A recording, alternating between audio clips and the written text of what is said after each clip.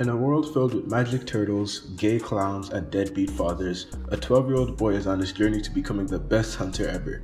His name is Gone Freaks, and this anime is called Hunter x Hunter. Hunter x Hunter was a manga created by the GOAT Tagashi and started in 1998. It received a 62-episode adaptation in 1999 along with a couple OVAs, and while some people might prefer the 90s version, today I'm going to be talking about the 148-episode anime adaptation from 2011, which is in my opinion the best form of Hunter x Hunter.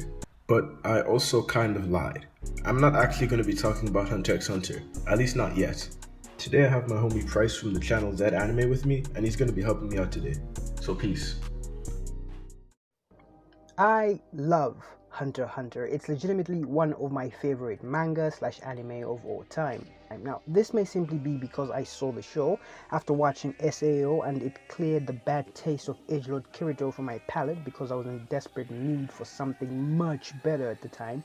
But still, at the time I started watching this show, I'd already consumed a lot of shonen type media. Talk about your Dragon Ball, your Naruto, Bleach, Fairy Tail, etc, etc. And even a dumbass like me could see certain patterns and trends begin to show in each and every show. Tropes, if you will. And the great thing about Hunter x Hunter, it turns most of these tropes right on their head. Oh, you mean an arc could just end without some sort of physical fight between the established good guys and the antagonist?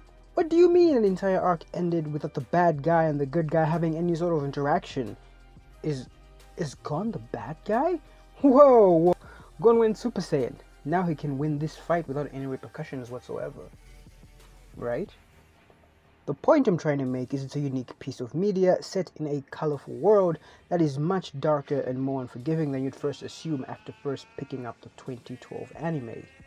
Sure, it still carries shonen tendencies and teachings about friendship and even hope, however twisted the second one may actually end up being at the end of the show, but it still stands out quite a lot. Even to this day, the power system is still a touch of masterclass, and even though it can be a bit hard to catch on to at first viewing. But I believe its complex nature leads to interesting and entertaining fights where it's not always about who can glow the brightest and shoot the bigger beams of light. Probably one of the few shows that could introduce a comparatively weaker antagonist in the next chapter and still have him feel just as untouchable, but in a different way.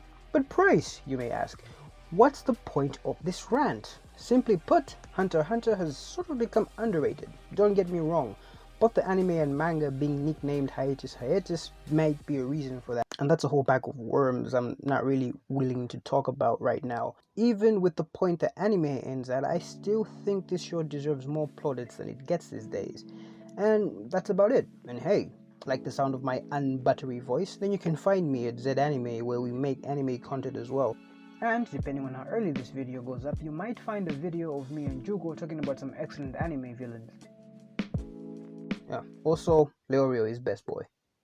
Alright, so first of all, no, but to pick up on something Price said, whose channel is in the description below and in the card above, go check out his videos, they're fire. But as I was saying, Hunter x Hunter is kind of underrated. Now, to be fair, it's not like people don't talk about it, it's still a popular shonen with a very loyal fanbase. But here's what people don't seem to understand. No exaggeration, I think that almost every aspect of Hunter x Hunter is perfect.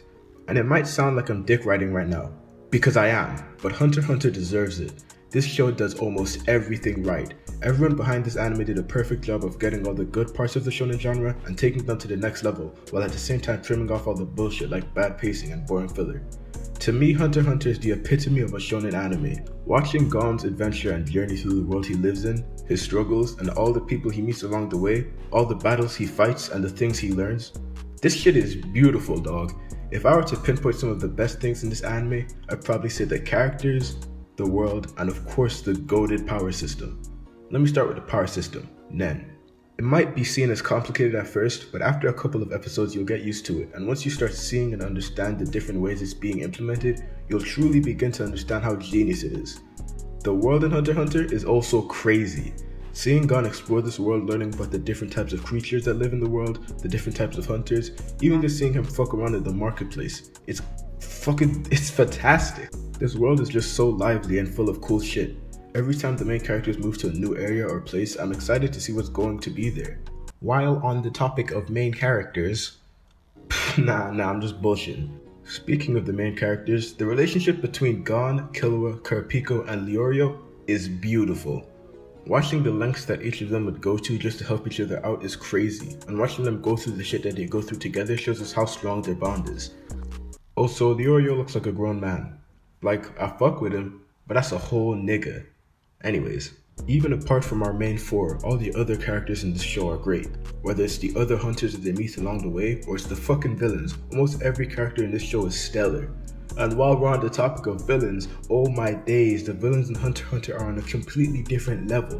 Meruem and the Chimera Ants, Crollo and the Phantom Troop, this blonde dude.